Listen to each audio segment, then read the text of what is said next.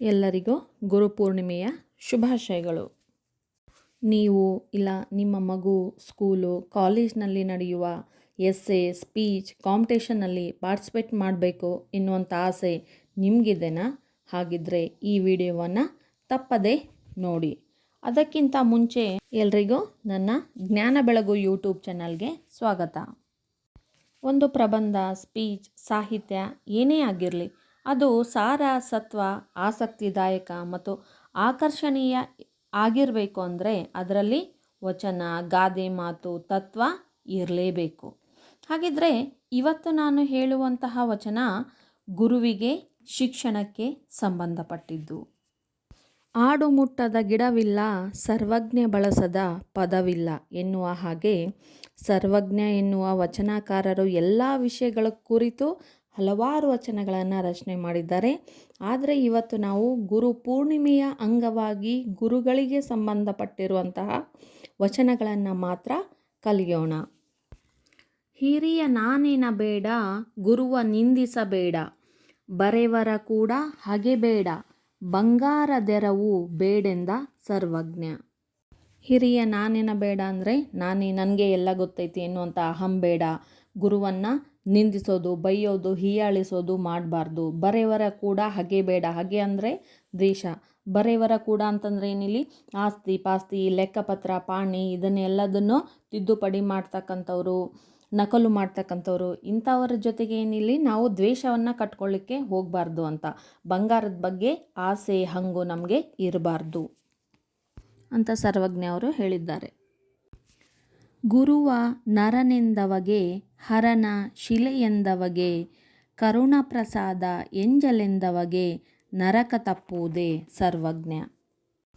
ಗುರುವ ನರ ಎಂದವಗೆ, ನರ ಅಂದರೆ ಮನುಷ್ಯ. ಗುರುವನ್ನು ಮನುಷ್ಯ ಅಂತ ಕಾಣಬಾರ್ದು. ಅಂದರೆ ಮನುಷ್ಯನಿಗಿಂತ ಹೆಚ್ಚಿನ ಸ್ಥಾನಮಾನವನ್ನು ಹೊಂದಿದ್ದಾನೆ.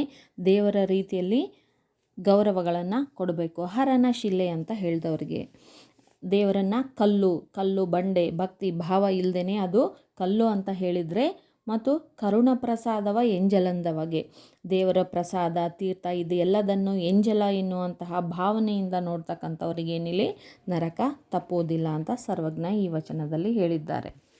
ತಂದೆಗೂ ಗುರುವಿಗೂ ಒಂದು ಅಂತರ ಉಂಟು, ತಂದೆ ತೋರುವರು ಸದ್ಗುರುವ, ಗುರುರಾಯ ಬಂಧನವ ಕಳೆವ ಸರ್ವಜ್ಞ.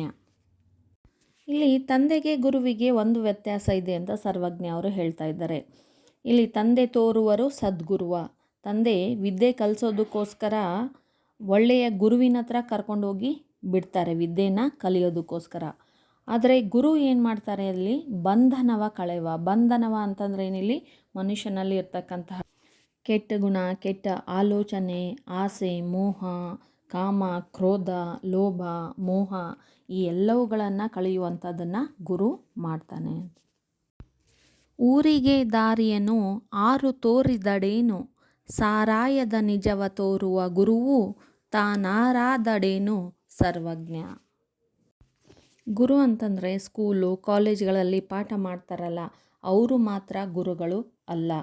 ಅಂದರೆ ಇಲ್ಲಿ ನಮಗೆ ಒಳ್ಳೆಯ ಮಾರ್ಗದರ್ಶನ ಸಲಹೆ ತೋರಿಸುವವರು ಎಲ್ಲರೂ ಕೂಡ ಗುರುಗಳೇ ಅಂತ ಇಲ್ಲಿ ಸರ್ವಜ್ಞ ಹೇಳ್ತಿದ್ದಾರೆ. ಊರಿಗೆ ದಾರಿಯನ್ನು ಆರು ತೋರಿದಡೇನು, ಊರಿಗೆ ದಾರಿ ತೋರ್ಸೋಕೆ ಯಾರಾದ್ರೇನು, ಮಾರ್ಗದರ್ಶನ ಸಲಹೆ ಒಳ್ಳೆಯ ನೀತಿಯನ್ನು ಹೇಳೋದಕ್ಕೆ ಯಾರಾದ್ರೇನು, ಸಾರಾಯದ ನಿಜವ ತೋರುವ ಅಂದರೆ ಜೀವನದ ಸತ್ವ ಮೋಕ್ಷದ ಹಾದಿ ಒಳ್ಳೆಯ ಗುರಿಯನ್ನು ತೋರಿಸುವ ಗುರು ತಾ ನಾರಾದಡೇನು ಯಾರು ಆದರೆ ಏನು ಅಂತ. ಅಂದರೆ ಒಳ್ಳೆಯ ಮಾರ್ಗವನ್ನು ತೋರಿಸುವವರು ಎಲ್ಲರೂ ಗುರುಗಳೇ. ಬಂಧುಗಳು ಆದವರು ಬಂದುಂಡು ಹೋಗುವರು, ಬಂಧನವ ಕಳೆಯಲರಿಯರು, ಗುರುವಿಂದ ಬಂಧುಗಳೂ ಉಂಟೆ ಸರ್ವಜ್ಞ. ಅಂದರೆ ಸರ್ವಜ್ಞ ಅವರು ಇಲ್ಲಿ ನಿಜವಾದ ಬಂಧು ಅಂದರೆ ಅವರು ಗುರು ಅಂತ ಹೇಳ್ತಿದ್ದಾರೆ. ನಿಜವಾದ ಬಂಧುಗಳು, ಸಂಬಂಧಿಕರು ಎಲ್ಲರೂ ಏನು ಮಾಡ್ತಾರೆ, ಬರ್ತಾರೆ, ಬಂದು ಊಟ ಮಾಡಿ ಮನೆಗೆ ಬರ್ತಾರೆ. ಏನಾದರೂ ಫಂಕ್ಷನ್ ಇದ್ದಾಗ, ಕೆಲಸ ಇದ್ದಾಗ ಬಂದು ಊಟ ಮಾಡಿ ಹೋಗ್ತಾರೆ.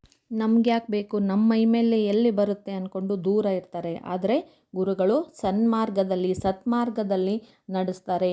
ಹಾಗೆ ಕೆಟ್ಟತನವನ್ನೆಲ್ಲ ದೂರ ಮಾಡ್ತಾರೆ. ಅದಕ್ಕೋಸ್ಕರ ಬಂಧನವ ಕಳವ ಅಂತ ಸರ್ವಜ್ಞ ಅವರು ಹೇಳಿದ್ದಾರೆ.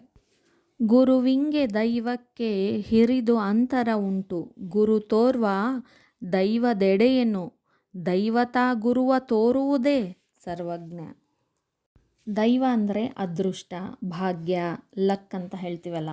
ಗುರುವಿಗೆ ಮತ್ತು ದೈವಕ್ಕೆ, ಅದೃಷ್ಟಕ್ಕೆ ಭಾಳ ಡಿಫ್ರೆನ್ಸ್ ಐತಿ, ದೊಡ್ಡ ವ್ಯತ್ಯಾಸನೇ ಐತಿ. ಗುರು ಅದೃಷ್ಟವನ್ನು ತೋರಿಸ್ತಾನೆ, ಅದೃಷ್ಟದ ಬಾಗಿಲನ್ನು, ಅದೃಷ್ಟದ ದಾರಿಯನ್ನು ಗುರು ತೋರಿಸ್ತಾನೆ. ಭಾಗ್ಯದ ಬಾಗಿಲತ್ತ ಹೆಂಗೆ ನಡಿಬೇಕು, ಮಾರ್ಗ, ಸಲಹೆ, ಸೂಚನೆ ಕೊಟ್ಟು ಗುರು ತೋರಿಸ್ತಾನೆ. ಆದರೆ ಅದೃಷ್ಟ ಒಳ್ಳೆಯ ಗುರುವನ್ನು ತೋರಿಸೋದಕ್ಕೆ ಸಾಧ್ಯ ಇದೆನಾ? ಅದೃಷ್ಟಕ್ಕೆ, ಭಾಗ್ಯಕ್ಕೆ ಒಳ್ಳೆಯ ಗುರು ಎಲ್ಲಿದ್ದಾನೆ ಅಂತ ತೋರಿಸೋದಕ್ಕೆ ಸಾಧ್ಯನಾ? ಇಲ್ಲ. ಅಂದರೆ ಇಲ್ಲಿ ಅದೃಷ್ಟ, ಲಕ್ಕನ್ನು ನಂಬೋದಕ್ಕಿಂತ ಗುರುವನ್ನು ನಂಬಿ ಗುರು ತೋರಿಸಿದ ಮಾರ್ಗದಲ್ಲಿ ನಡೆಯಬೇಕು ಅಂತ.